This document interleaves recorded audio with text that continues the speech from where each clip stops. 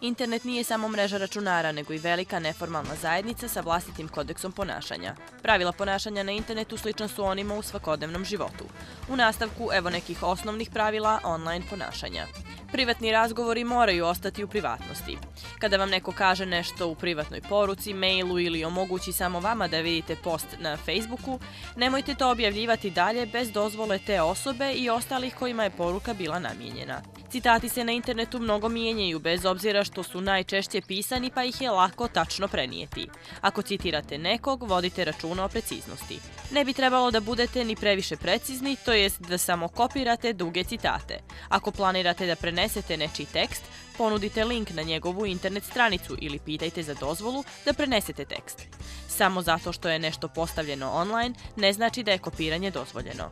Nekada postoje dobri razlozi za anonimnost, ipak trebalo bi da to radite samo kada je zaista neophodno.